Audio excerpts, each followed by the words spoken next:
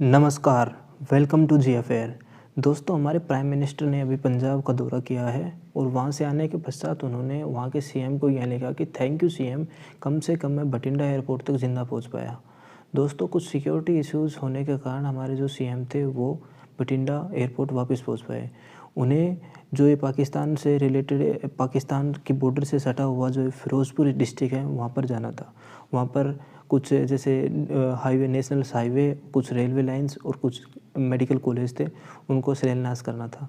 लेकिन वह दिल्ली से बठिंडा जाते हैं एयरपोर्ट के एयरलाइंस के माध्यम से, और वहाँ से उनका प्लानिंग थी कि वही हेलीकॉप्टर से जाएंगे, हेलीकॉप्टर से वो जाएंगे फ़िरोज़पुर। लेकिन जैसे आपको पता है कि अभी उत्तर भारत में मतलब मोस्टली जैसे पश्चिम उत्तर भारत में क्या हो रहा है कि बारिश हो रही है, तो उसके कारण कम विजिबिलिटी के कारण क्या हुआ कि दोस्तों हेलीकॉप्टर नहीं ले जा पाए, और हेलीकॉप्टर नहीं ले जा पाए इसके कारण उन्होंने क्या किया कि नेशनल हाईवे के माध्यम से गए। और दोस्तों, जब वो बठिंडा से फ़िरोज़पुर पहुंचने वाले थे, फ़िरोज़पुर पहुंचने से पहले ही वो वहाँ पर कुछ लोग प्रोटेस्ट कर रहे थे, वहाँ से ही उल्टे आ गए। 10-15 मिनट वहाँ पर उनकी कार भी रुकी थी। दोस्तों, इसको देखते हुए जो ये वहाँ के जो सीएम हैं, उन्होंने ये भी कहा कि नो लैप्स मीन्स ये सिक्योरिटी से रिलेटेड प्रॉब्लम थी, और ये जो यहाँ के जो सीएम हैं वो क्या करेंगे, इस चीज़ की पूरी जैसे मीटिंग बैठाएंगे, जांच बैठाएंगे कि क्या कारण था कि जो पीएम थे उनका काफ़िला को उल्टा जाना पड़ा, और जो प्रोटेस्ट करने वाले लोग थे वो क्यों प्रोटेस्ट कर रहे थे, इस चीज़ पर मतलब पूरा उन्होंने रिग्रेट भी फील किया है, और कहा कि मतलब देश के जो पीएम थे वो हमारे राज्य में आए और ऐसी बड़ी प्रॉब्लम्स के साथ वापस चले गए। दोस्तों, जो हमारे पीएम थे वो वहाँ पर 42,750 करोड़ की लागत से बनने मतलब इन्वेस्टमेंट, उनका जो परियोजनाओं का शिलान्यास करने वाले थे। दोस्तों, इसमें नंबर 1 पर था दिल्ली से अमृतसर, अमृतसर से कटरा। कटरा जम्मू में है, और जहाँ पर वैष्णो माता का मंदिर है वहाँ पर मतलब दिल्ली से सीधा कटरा, अमृतसर होते हुए एक नेशनल हाईवे बनने वाला था, उसका शिलान्यास करने गए थे। और फिर उसके बाद अमृतसर ऊन खंड 4 लेन में उन्नयन, और यह 4 प्रमुख राष्ट्रीय राजमार्गों को जोड़ने वाला था। और उसी के साथ साथ मुकेरिया तलवाड़ा नई ब्रांड गेज रेल लाइन, एक रेल लाइन थी, उनका शिलान्यास करने के लिए गए थे। और उसी के साथ पीजीआई सैटेलाइट सेंटर, एक तो सैटेलाइट सेंटर का शिलान्यास करना था, और 2 नए मेडिकल कॉलेज का शिलान्यास करना था। लेकिन कुछ सिक्योरिटी इश्यू आने के कारण कुछ किसानों ने जहाँ से पीएम का काफ़िला जाने वाला था उसके सामने प्रोटेस्ट करना स्टार्ट कर दिया, और पुलिस के संभले नहीं संभले।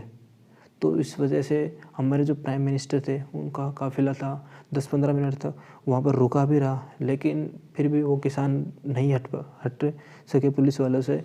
तो हमारा जो पीएम का काफ़िला था उन्हें अपनी कार को वापस मोड़ करके दिल्ली आना पड़ा।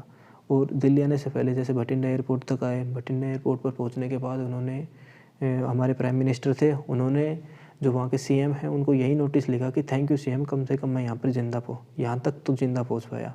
और वहाँ से वो सीधे एयरपोर्ट में मतलब एयरलाइंस के माध्यम से दिल्ली पहुँच गए। दोस्तों, इसी के साथ क्या हुआ कि जो अमित शाह जी थे उन्होंने प्रॉपर रिपोर्ट मंगाई है कि डिटेल्स रिपोर्ट में जाए, इसलिए वहाँ के जो सीएम है उन्होंने भी कहा है कि हम यहाँ पर जांच कमेटी बैठाएंगे और जांच करेंगे कि क्या कारण हुआ था। क्योंकि वहाँ के जो होम मिनिस्टर है उन्होंने पहले आदेश दे दिए थे कि हमारे पीएम आने वाले हैं, कार से जाने वाले हैं, तो और हाईवेज के माध्यम से जाएंगे, लेकिन कुछ सिक्योरिटी इशू होने के कारण ये कुछ हुआ। तो इसलिए हमारे जो अमित शाह जी हैं होम अफेयर्स के मिनिस्टर, उन्होंने वो डिटेल्स मंगाई हैं इससे रिलेटेड। और दोस्तों, जो कैप्टन अमरिंदर सिंह थे उन्होंने भी कहा कि ये बहुत बड़ा मतलब लॉ एंड ऑर्डर का फेलियर है, क्योंकि सेंटर से आदेश आया है लेकिन राज्य ने नहीं माना, इनका कहना ये है। और क्या कहा है कि ये कितना बड़ा थ्रेट है कि 10 किलोमीटर बाद दूसरा देश स्टार्ट हो जाता है, हमारा दुश्मन राष्ट्र है वहाँ पर, और हमारे जो वहाँ पर सिक्योरिटी इशू आ रहे हैं, हमारे देश के जो प्राइम मिनिस्टर हैं उनके ऊपर सिक्योरिटी इशू आ रहे हैं, उनको वहाँ पर 15 मिनट तक रोका जाता है, और कुछ भी हो सकता है 15 मिनट तक। दोस्तों, आपको पता है कि पहले ही बहुत कुछ ऐसा घटित हो चुका है, विपिन रावत जी, राजीव गांधी जी, इंदिरा गांधी जी, ऐसा मतलब बहुत कुछ यह देश झेल चुका है, बहुत सारे साइंटिस्ट को ऐसी प्रॉब्लम से झेल चुका है। दोस्तों, इसी के साथ साथ अपन देखें तो भाई पंजाब में ऐसा मतलब रुकना, भाई आप सोच रहे होंगे कि आप बोलते होंगे कि 15 मिनट ही रुक गए थे, क्या प्रॉब्लम हो गई, और उल्टे भी तो आ गए। दोस्तों, आपको पता नहीं होगा कि पिछले 5 महीने में पंजाब में 6 हमले हुए हैं। हाई अलर्ट के भी सबसे ज़्यादा मतलब कितना मतलब हाई अलर्ट था पहले से, लेकिन फिर भी हमले हुए हैं। दोस्तों सबसे लास्ट हमला कब हुआ था? लास्ट हमला हुआ 23 दिसंबर को लुधियाना के कोर्ट परिसर में हुआ था अभी बॉम्ब ब्लास्ट। उसके साथ 21 नवंबर को हुआ था पठानकोट में मिलिट्री कंटेनमेंट में, और उसी के साथ 7 नवंबर को हुआ था, ठीक है। उसी के साथ साथ 15 सितंबर को हुआ था, ठीक है, मोटरसाइकिल ब्लास्ट हुआ था। और 5 सितंबर को फिरोजपुर में टिफिन बम धमाका हुआ था, ठीक है। फिर 8 अगस्त को हुआ था अमृतसर के अजनाला में तेल टैंकर ब्लास्ट हुआ था। दोस्तों ये आप देख सकते हो कि मतलब पिछले 5 महीनों में 6 हमले हो चुके हैं। और ये पता है हमले का कारण क्या है? कुछ तो अफगानिस्तान है, और मतलब वहाँ से तालिबान आ चुका, और कुछ मतलब पाकिस्तान में भूखमरी मर रही है। तो भाई उनको क्या है कि मतलब ये तो पता है दुश्मन राष्ट्र यही चाहेगा कि हमारे जो दुश्मन है वो सो ना पाए अच्छे तरीके से, वहाँ पर डिस्टर्बेंस ही बना रहे। तो इसलिए जो पाकिस्तान से कुछ सिक्योरिटी इशू आते रहते हैं। हाँ भाई हमारे जैसे भाई बहुत सारे केसेस रोके भी जा रहे हैं आर्मी के द्वारा, हमारी जो इंटेलिजेंस ब्यूरो है उनके द्वारा बहुत सारे अटैक रोके भी जा रहे हैं। लेकिन कुछ अटैक्स फेलियर हो, कुछ मतलब फेलियर्स के कारण ये अटैक हो जाते हैं। इसी के साथ साथ दोस्तों हमने पहले ही हम देख चुके हैं, हमारे जो वर्किंग प्राइम मिनिस्टर थे 2, नंबर 1 पर तो इंदिरा गांधी जी थी, जिनका असेसिनेशन हुआ था, आपको पता होगा। और ये असेसिनेशन हुआ था 31 अक्टूबर 1984 को हुआ था, ठीक है। इसी के साथ साथ दोस्तों यह कैसे हुआ था? शूटिंग से हुआ था, मतलब शूटिंग कर दी गई, मतलब सीधा गोलीबारी से मारी दी गई थी। हमारे जो इंदिरा गांधी जी थी उनको सीधा गोली से मारा गया था, ठीक है। उसके बाद राजीव गांधी जी हुए थे, वो 21 मई 1991 को, ठीक है, 21 मई 1991 को हुए थे, और तमिलनाडु में, तिरुवनंतपुरम तमिलनाडु में, और ये सुसाइड बॉम्ब से हुए थे। तो दोस्तों हमने मतलब ऑलरेडी इतनी चीज़ें देख चुके हैं, हमारे प्राइम मिनिस्टर के साथ इतना बड़ा सिक्योरिटी थ्रेट देख चुके हैं, और फिर भी मतलब बॉर्डर एरियाज़ पर हमारे प्राइम मिनिस्टर काफ़ी 15 मिनट तक रुकता है। 15 मिनट में आपको पता होगा कि भाई आज मतलब भारत देश की इमेज बढ़ती जा रही है।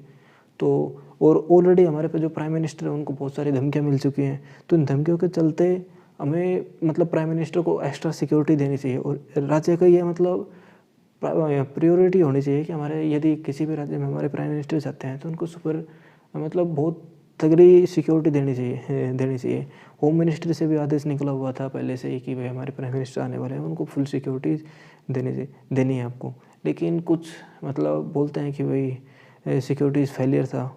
इस फेलियर की वजह से हमारे प्राइम मिनिस्टर को 10-15 मिनट तक नेशनल हाईवे पर रुकना पड़ा है। आप देख सकते हो कि हाईवे पर हमारे प्राइम मिनिस्टर को 10-15 मिनट तक रुकना पड़ा है, एक दुनिया के सबसे बड़े लोकतांत्रिक देश के, ठीक है। उसी के साथ दोस्तों ये जो प्रोटेस्ट करने वाले थे कोई फार्मर्स थे, और फार्मर्स की कुछ मांग वही है कि भाई जो फार्मर्स प्रोटेस्ट कर रहे थे उसमें जो मरे थे उनको मुआवजा दिया जाए, उनके घर से एक नौकरी, एक बंदों को सरकारी नौकरी दी जाए, ठीक है। और उनके जैसे कि भाई कुछ बिजली का बिल को सस्ता किया जाए, प्लस कुछ जैसे कि भाई वो कर्जा है मतलब किसानों पर, भाई वो कर्जा भाई लाजमी है कि किसानों की आय इतनी नहीं है, ठीक है, फिर भी वो बेचारा कर्जा ले करके कर्जे के नीचे दबा जा रहा है लोन ले करके। तो उनकी गुजारिश है कि भाई लोन को भी माफ़ किया जाए, एमएसपी पर कुछ परमानेंट कानून बनाए जाए। तो इस प्रकार के रिलेटेड जो ये मतलब ये इन चीज़ों का समाधान करवाना चाहते थे वो गवर्नमेंट से।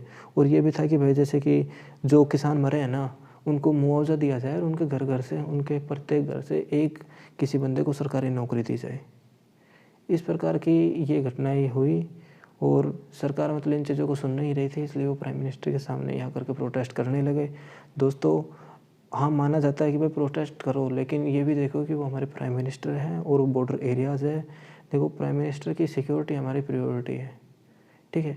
किसी भी राज्य में जा रहे हैं, कैसे भी हमारे एरिया में बैठे हैं, तो हमारे मतलब पुलिस वाले जो कह रहे हैं वो हमें मानना चाहिए, ठीक है। आप किसी भी राज्य में देख सकते हो, कोई भी सीएम जाता है तो भाई क्या है कि वहाँ से सब कुछ बंद कर दिया जाता है, आसपास की जितना भी है कोई भी मतलब एक्स्ट्रा कार नहीं चल सकती। हमारे जो पीएम के काफिला होते हैं उनके साथ साथ एक्स्ट्रा कारें नहीं चल सकती। दोस्तों इसी के साथ हमारा सेशन एंड होता है। मेरे चैनल को लाइक कीजिए, शेयर कीजिए।